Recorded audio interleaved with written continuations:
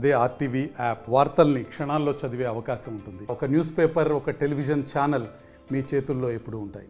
నమస్తే, welcome to RTV health. నేను సహస్ర. So ఇప్పుడు ఎక్కడ చూసినా కూడా ఏఐ ఆర్టిఫిషియల్ ఇంటెలిజెన్స్ బాగా ప్రభావం చూపుతుంది అన్ని రంగాల్లో.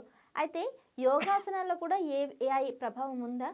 మరి ఏఐ వల్ల నిజంగానే పెనుమార్పు రాబోతుందా యోగాసనాల వల్ల?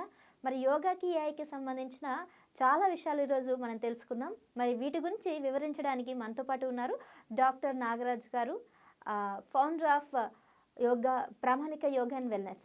నమస్కారం డాక్టర్ గారు. నమస్కారం సహస్ర. సార్, ఇప్పుడు యోగాసనాలు మీరు చాలా రోజుల నుంచి చాలామందికి ఇన్స్టిట్యూట్స్లో ట్రైనింగ్ ఇస్తున్నారు, వెల్నెస్ కోచ్గా ఉన్నారు. సో ఇంత బాగా నేర్పిస్తున్నారు కదా.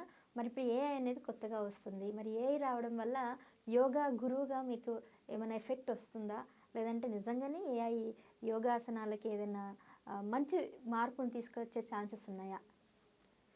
ఆర్టీవీ హెల్త్ వీక్షిస్తున్న ప్రేక్షకులందరికీ నమస్కారాలు. నా పేరు డాక్టర్ నాగరాజ్.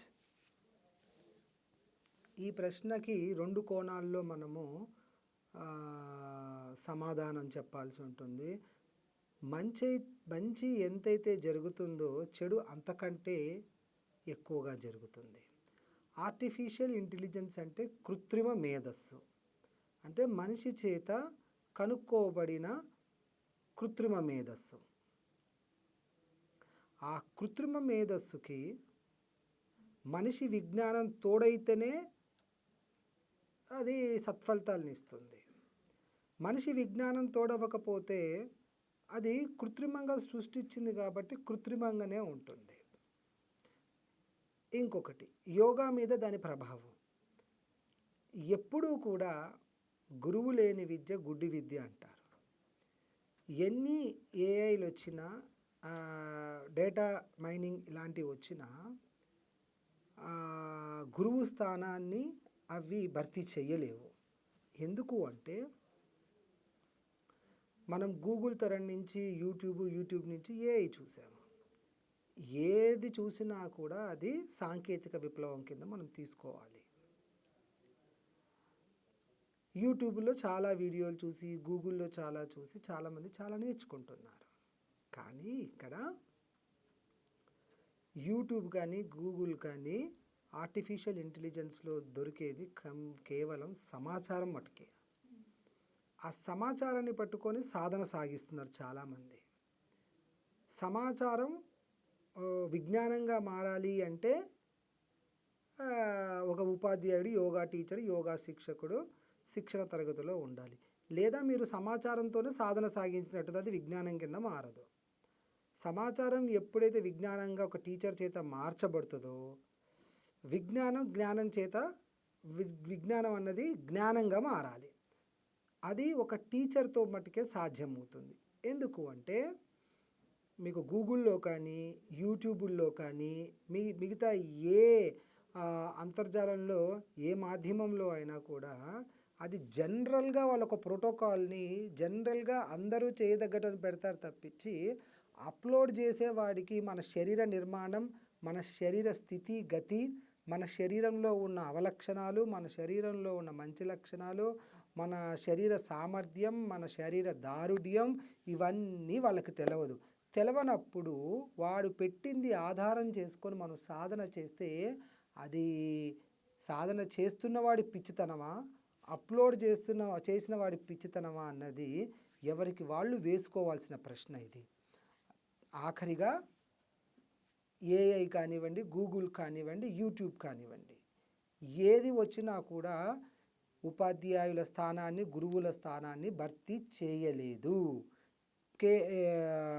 ఎక్స్క్లూజివ్గా ఆరోగ్యంలో, ఎక్స్క్లూజివ్గా యోగాలో. అంటే ఈ మధ్యన యోగా యాప్లు, డివైస్లు ఇవన్నీ కూడా ఎక్కువగా వింటూ ఉన్నాము. సో వాటి ద్వారా మీరు ఇంటి దగ్గరే నేర్చేసుకోవచ్చు, అది అవసరం లేదు, ఇది అవసరం లేదన్న బాగా పాపులర్ అయిపోతున్నాయి. మరి వాటి సంగతి ఏంటంటారు? అదే నేను ఇంతకుముందు ప్రశ్నకు కూడా నేను సమాధానం మీకు చెప్పాను. అది కేవలం సమాచార మాధ్యమాలు మటుకే. ఈరోజు ఉన్న శరీరం రేపు ఉండదు, రేపు ఉన్న శరీరం ఈరోజు ఉండదు. పొద్దున పూట మన మూడు కానివ్వండి, మన హావభావాలు కానివ్వండి ఒకలా ఉంటాయి, మన ఎనర్జీ ఒకలా ఉంటుంది. మధ్యాహ్నానికి ఒకలా మారిపోతుంది, రాత్రికి ఇంకొకలా మారిపోతుంది. 24 గంటలు మన శరీరమే ఇన్ని కోణాల్లో ప్రయాణం సాగిస్తున్నప్పుడు అంతర్జాలంలో పెట్టిన వీడియోలు కానివ్వండి, యాప్లలో వచ్చే వీడియోలు నీ శరీర నిర్మాణాన్ని ఎలా అర్థం చేసుకుంటుందండి? అది గురుముఖత. నువ్వు గురువు సమక్షంలో, ఒక ఉపాధ్యాయుడు, ఒక శిక్షకుడు సమక్షంలో ఉంటే నీ శరీరం ఎలా ఉంది, ఈ రోజుకి నీ శరీరం ఎలా ఉందో గుర్తించగలుగుతాడు.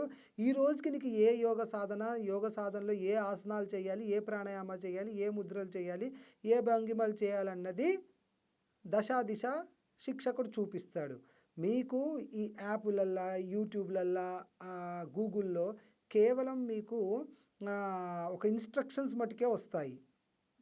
అంటే ఇప్పుడు ఏఐ డేటా, అంటే ఏఐ అనేది ఎలా అంటే ట్రాక్ చేస్తుంది బ్రీత్ కానీ, లేకపోతే హార్ట్ బీట్ని కానీ, స్ట్రెస్ లెవెల్స్ అన్నీ కూడా డేటా అంతా సేకరించి ఆ తర్వాత మనిషి యొక్క వాళ్ళ స్ట్రెస్ లెవెల్స్ వాటికి సంబంధించి మన ఆరోగ్యాన్ని పూర్తిగా వీక్షించడానికి వీలుగా కల్పించే యాప్స్ అవన్నీ వచ్చేస్తున్నాయి. దానివల్ల మెరుగైన రిజల్ట్స్ ఇవ్వడానికి అవి సజెషన్స్ కూడా ఇస్తున్నాయి అని అంటున్నారు. అవి సాధ్యమేనా నిజానికి? మీరు అన్నది ఒక ఒక ఒక లెవెల్ వరకు అది కరెక్ట్. ఎలాగంటే ఇప్పుడు డిజిటల్ వాచ్ పెట్టుకున్నారు, స్మార్ట్ వాచ్ పెట్టుకుంటే బీపీ ఎంత పెరుగుతుంది, ఆక్సిజన్ ఎంత పెరుగుతుంది, మన శరీరంలో రక్తం ఏంటనేది నిమిషాలలో తెలుసుకోవచ్చు, మన హార్ట్ బీట్ ఎలా ఉంటుంది ఏంటన్నది, షుగర్ లెవెల్ తెలుసుకోవచ్చు. తెలుసుకున్న తర్వాత ఏం చేస్తారు? గురువు లేకపోతే ఇప్పుడు తెలుసుకుంటారు. ఎఫెక్ట్ ఆఫ్ ద ప్రాబ్లం, ఇవన్నీ effects of the problem. Root cause మీద మనము తెలుసుకోకపోతే, రూట్ కాజ్ మీద మనము ట్రిగ్గర్ చేయకపోతే, రూట్ కాజ్ మీద కనుక మనము పరిశోధన కానివ్వండి, సాధన కానీ జరగకపోతే ఎఫెక్ట్స్ రోజు వస్తూనే ఉంటాయి. దానివల్ల రోగికి కానివ్వండి, సాధకుడికి కానివ్వండి సంపూర్ణ ఫలితాలు ఉండవు, మిశ్రమ ఫలితాలు మటుకే ఉంటాయి. అండ్ ఇంకొకటి యోగాసనాలు మన హిందూ సాంప్రదాయంలో ఒక ముఖ్యమైన భాగం. అది కూడా ప్రాచీన గ్రంథం నుంచి తీసుకోబడిందని చాలామంది చెప్తున్నారు కదా. అయితే అప్పట్లో ఈ గ్రంథాలు కానీ కొన్ని తాళపత్రాలు అవన్నీ కూడా మిస్ అయ్యాయి.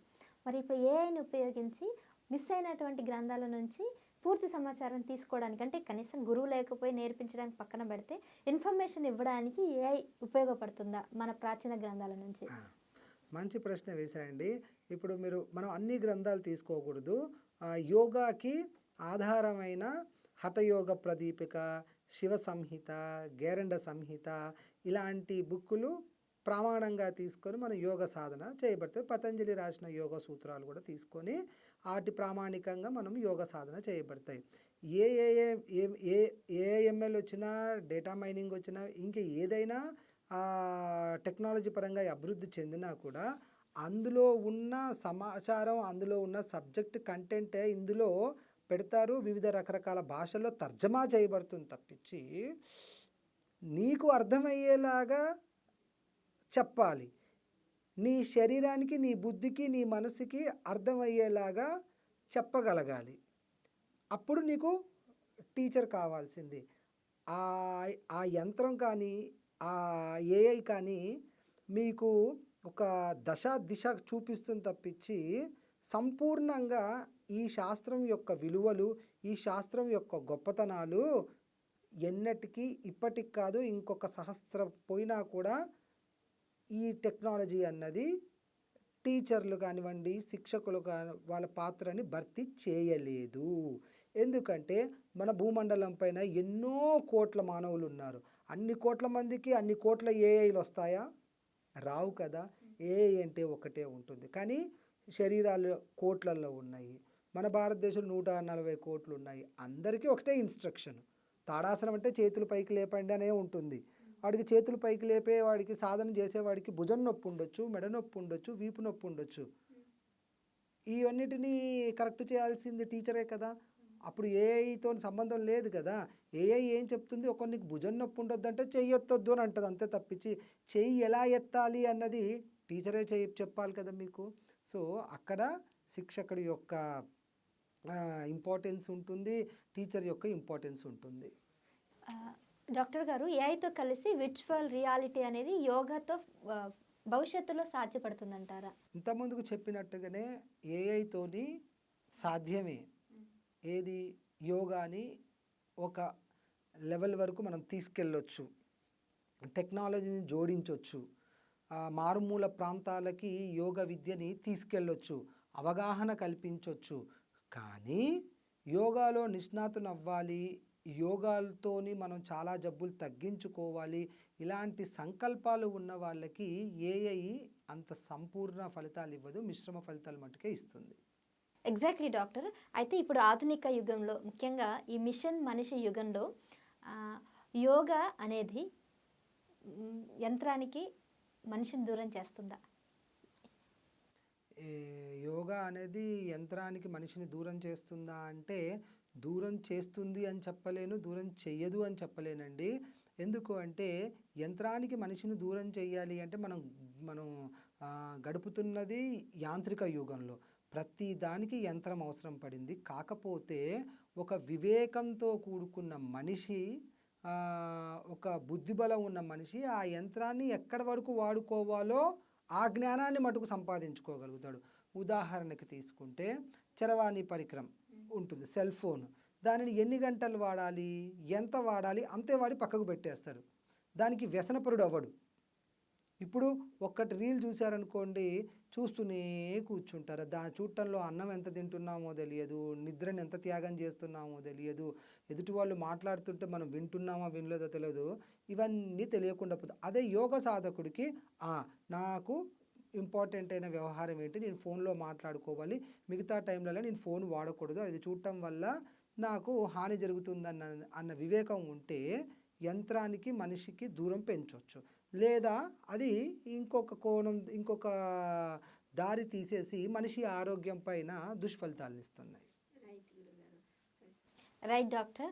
సో నిజంగా మీరు అన్నట్టు దుష్ప్రభావాలు ఎక్కువగా ఉంటాయి ఈ టెక్నాలజీలో, మనం వాడుకునే దాన్ని బట్టి అర్థమవుతుంది. సో ఎంతలో వాడితే అంతే మంచిది, అతిగా వాడితే ఏదైనా కూడా మనకి చాలా నెగిటివ్ రిజల్ట్స్ అయితే వస్తాయి అనేది కూడా ఇదొక ఉదాహరణ. సో మరి ఇలాంటి ఇంట్రెస్టింగ్ ఇన్ఫర్మేషన్ కోసం మీరు ఖచ్చితంగా ఆర్టీవీ హెల్త్ని చూస్తూనే ఉండండి. డాక్టర్ గారితో ఇంకా మరిన్ని విషయాలతో మళ్ళీ కలుస్తాను. Keep watching RTV health. నమస్తే. తెలుగులో ఫాస్టెస్ట్ న్యూస్ ఇప్పుడు కొత్త అవతారంలో 5 సెకండ్లోనే పూర్తి వార్తా సమాచారం మీ చేతిలో. సోషల్ మీడియా ట్రెండ్స్ మీ కళ్ళ ముందుకే live TV and voice search ఆప్షన్స్తో ఇప్పుడే డౌన్లోడ్ చేయండి. యాప్ లింక్ డిస్క్రిప్షన్లో ఉంది.